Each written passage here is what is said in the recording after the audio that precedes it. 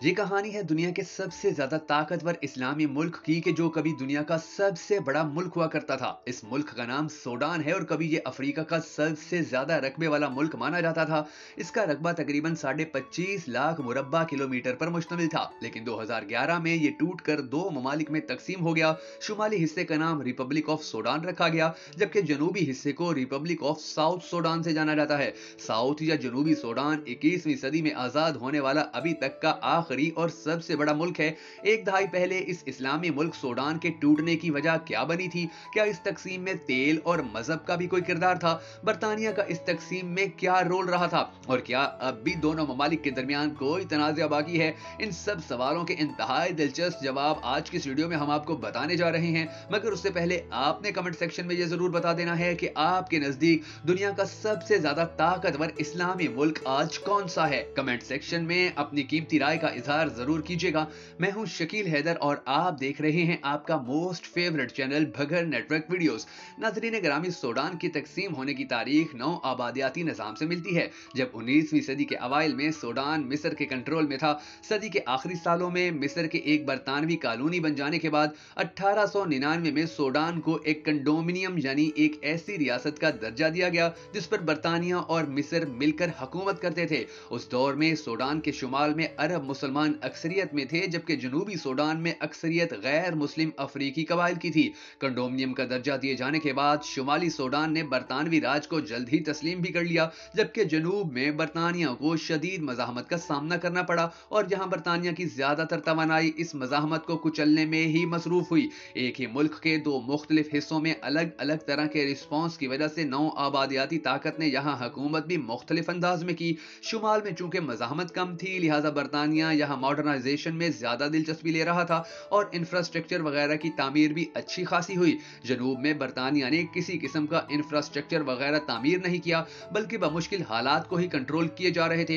Infrastructure वगैरह के तामीर ना होने की वजह शायद यहाँ होने वाली मज़ाहमत भी थी। इस पर मजीद ये हुआ कि 1922 में बरतानिया ने शुमाली सूडान के बाशिंदों की 10 पैरेलल से जनूब की तरफ नकलो हरकत पर पाबंदी लगा दी।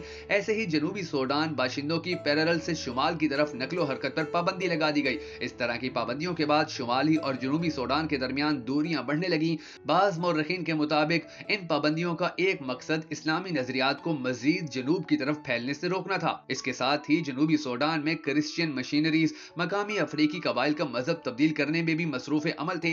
यूं शुमाली और जनूबी सूडान में तकसीम के लिए एक वाज़ेह लाइन खींची जा रही थी जो मुस्तकबिल में मजीद गहरी होती चली गई। सूडान में बरतानवी हुकूमत की और तकसीम की पॉलिसी आने वाली दहाइयों में भी जारी रही। इस वक्त दुनिया नौ आबादियाती निजाम का खात्मा भी होता जा रहा था। उस वक्त दुनिया में नौ आबादियाती निजाम का खात्मा भी होता जा रहा था और बरतानिया ने 1956 में सूडान को भी आजादी देने का फैसला कर लिया। सूडान एक अबूरी आइन के तहत आजाद हुआ था और अब मुल्क का एक मुस्तकिल आइन तैयार किया जाना था, लेकिन इसमें दो मसाइल थे। पहला मसला ये था कि क्या सूडान एक ऐसा मुल्क होगा जिसमें मरकजी हुकूमत ज्यादा बाअख्तियार हो या फिर सूबाई हुकूमतें। दूसरा मसला ये था कि क्या ये सूडान एक सेकुलर रियासत होगी या इस्लामी। तो दोस्तों, जहां जनूबी सूडान के सियासतदानों का ख्याल था कि सूबों के पास अख्तियारात ज्यादा होना यहाँ के बाशिंदों के हकूक के तहफ़्फ़ुज़ के लिए एक बेहतर ऑप्शन है, क्योंकि दूसरी सूरत में जनूबी सूडान को शुमाली अक्सरियती मरकजी हुकूमत के मातहत होना पड़ता। शुमाली सूडान के सियासतदानों से ऐसे किसी निजाम को अपनाने से कतराने की खबरें सामने आती रहीं जिसमें सूबों को किसी हद तक खुद मुख्तारी मिलती। इस सूरत में होना यह था कि जनूबी सूडान में अलहदगी पसंद नजरियात को ताकत मिल जाती, जो शुमाली सूडान हरगिज नहीं चाहता था। इसलिए शुमाली सूडान के सियासतदान हर सूरत मामलात को शुमाल और मरकज के कंट्रोल में ही रखना चाहते थे। यही मसला मजहब के हवाले से भी था। शुमाली सूडान के सियासतदानों का ख्याल था कि सूडान एक इस्लामी रियासत होनी चाहिए, जबकि इस पर जनूबी सूडान में शदीद तहफ़्फ़ुज़ात पाए जा रहे थे, क्योंकि इस सूरत में उन्हें खादशा था कि वो शुमाली सूडान के अरब मुसलमानों के मातहत हो जाएंगे और ये बात उनके लिए हरगिज काबिल कबूल नहीं थी। लिहाजा वो एक सेकुलर रियासत के हामी थे। ये याद रहे कि उस वक्त जनूबी सूडान में 80% के लगभग क्रिश्चियंस या दूसरे अफ्रीकी मज़ाहिब से ताल्लुक रखने वाले अफराद थे, जबकि मुसलमान जहां सिर्फ 18% थे। حکومتی سٹرکچر اور آئین کے حوالے سے اختلافات تو وہ اعتراضات تھے جو آزادی کے بعد سامنے آئے، لیکن برطانیہ جب یہاں سے جانے کی تیاریوں میں مصروف تھا تو خالی ہونے والی 800 سول سروس پوسٹوں میں سے جنوبی سوڈان کے حصے میں زیادہ تر آ گئیں۔ اس وقت سیاسی غیر یقینی کی صورتحال میں جب جنوبی سوڈان کے باغیوں کو کنٹرول کرنے کے لیے شمالی سوڈان کی فورسز نے طاقت کا استعمال کیا تو سوڈان میں سول وار کا آغاز بھی ہو گیا۔ ساؤتھ سوڈان کے باغیوں کا ایک ہی مطالبہ تھا کہ انہیں حکومت میں زیادہ سے زیادہ نمائندگی اور خود مختاری دی جائے۔ اس سول وار کا خاتمہ سوڈان کی حکومت اور جنوبی سوڈان کے باغیوں کے درمیان 1972 میں ادیس ابابا معاہدے کے تحت ہوا۔ اس ایگریمنٹ کے مطابق جنوبی سوڈان کے مطالبات کو مانتے ہوئے اب جزوی خود مختاری بھی دے دی گئی اور اس معاہدے کی شرائط کو سوڈان کے پہلے مستقل آئین میں بھی شامل کیا گیا۔ دوستو، شمالی اور جنوبی سوڈان کے درمیان پہلی سول وار کے بعد اگلے 11 سالوں تک کسی حد تک امن رہا، لیکن یہ زیادہ دیر پاس ثابت نہ ہوا۔ 1983 میں اس وقت کے سوڈانی صدر جعفر نمیری نے ملک کو ایک اسلامی عرب ریاست بنانے کی طرف قدم اٹھاتے ہوئے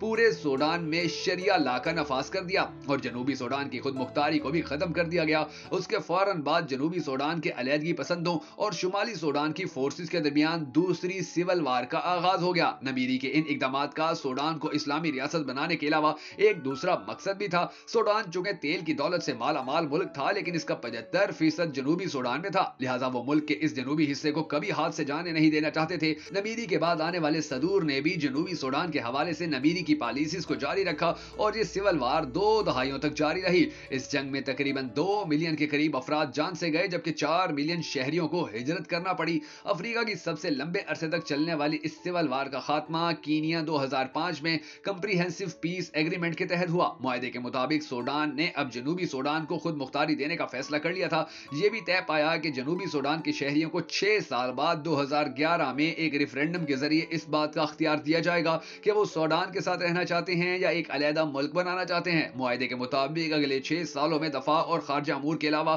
باقی تمام معاملات میں جنوبی سوڈان کو خود مختاری بھی دے دی گئی۔ جنوبی سوڈان اور شمالی سوڈان کے درمیان تنازع کی ایک وجہ تیل کے ذخائر سے حاصل ہونے والے زر مبادلہ کی تقسیم بھی تھا، لہٰذا فریقین کے درمیان یہ بھی طے پایا کہ کل زر مبادلہ کا 2% شیئر تیل پیدا کرنے والے صوبوں کو ملے گا، جبکہ 98% جنوبی اور شمالی سوڈان میں برابر تقسیم ہوگا۔ ریونیو شیئرنگ کا یہ فارمولہ 2011 میں ریفرینڈم کے ساتھ ہی ایکسپائر ہو جانا تھا۔ معاہدے کے مطابق جنوری 2011 میں ریفرینڈم کا انعقاد ہوا اور جنوبی سوڈان کے 99% شہریوں نے سوڈان سے علیحدگی کے حق میں فیصلہ دیا۔ ریفرینڈم میں یونائٹڈ نیشنز کے والنٹیئرز نے بھی اپنا کردار ادا کیا۔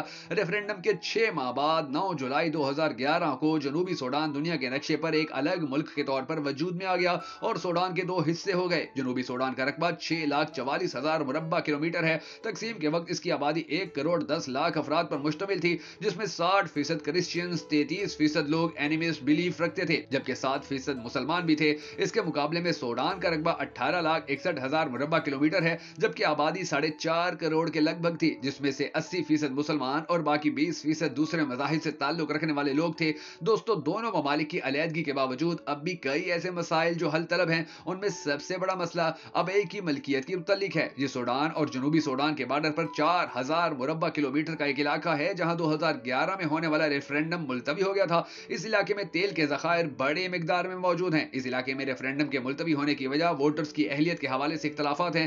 دراصل اختلاف کی وجہ یہاں کا ایک خانہ بدوش قبیلہ ہے جس کے بارے میں سوڈان کا موقف ہے کہ ریفرینڈم میں حصہ لے سکتا ہے۔ اس پر جنوبی سوڈان کا اعتراض ہے کہ یہ ریفرینڈم میں حصہ نہیں لے سکتا۔ یہی وجہ ہے کہ یہاں آج تک ریفرینڈم نہیں ہو سکا اور یہ علاقہ دونوں ممالک کے درمیان وجہ تنازع بنا ہوا ہے۔ دوستو، غیر منقسم سوڈان کے 75% تیل کے ذخائر پہلے ہی جنوبی سوڈان کے پاس چلے گئے ہیں، لہٰذا سوڈان ہر صورت اب یہ کی ملکیت حاصل کرنا چاہتا ہے۔ آزادی کے بعد یہاں دونوں ممالک کی آرمیز کے درمیان ہونے والی جھڑپوں کے نتیجے میں 1 لاکھ کے قریب لوگ یہاں سے ہجرت کر چکے ہیں۔ خیر، اس سب کے باوجود ابھی تک اس مسئلے کا کوئی حل نہیں نکالا جا سکا اور یہ علاقہ دونوں ممالک کے کنٹرول میں ہے۔ اس کے علاوہ دونوں ممالک کے درمیان کافیا کنگی، بلیو نائل اور نیوبا ماؤنٹین میں بھی تنازعات چل رہے ہیں۔ آپسی تنازعات کے علاوہ دونوں ممالک میں کئی طرح کے اندرونی تنازعات بھی چل رہے ہیں، جن میں سوڈان کے مغربی دارفور ریجن میں 2003 سے آرمی اور نان عرب باغیوں کے درمیان جاری کنفلکٹ ہے۔ یہاں ہونے والے پرتشدد واقعات اور انسانی حقوق کی خلاف ورزیوں کی وجہ سے سوڈان کو ماضی میں کئی طرح کی پابندیوں کا سامنا بھی کرنا پڑا ہے۔ اس کے علاوہ سوڈان اور مصر کے درمیان حالہ ایب کی ملکیت کے حوالے سے بھی تنازع جاری ہے۔ جنوبی سوڈان آزادی کے بعد بھی کئی طرح کے مسائل کا شکار رہا ہے۔ یہاں 2013 سے 2020 تک اپوزیشن اور حکومت کی فورسز کے درمیان ایک سول وار بھی ہو چکی ہے इसके अलावा जनूबी सूडान के कांगू और युगंडा के दरमियान भी बॉर्डर के मसाइल जारी हैं। दोनों ही काफी गरीब मुल्क हैं। सूडान की मईशत का ज्यादातर इन्हिसार गोल्ड, ज़रई और पेट्रोलियम मसनूआत की बरामद पर होता है। इसके मुकाबले में जनूबी सूडान की मईशत का पहिया ज्यादातर पेट्रोलियम मसनूआत की बरामदात से ही चलता है। दोस्तों, अगर आपको हमारी ये वीडियो पसंद आई हो तो हमें सपोर्ट करने के लिए इस वीडियो को शेयर जरूर कर दीजिएगा।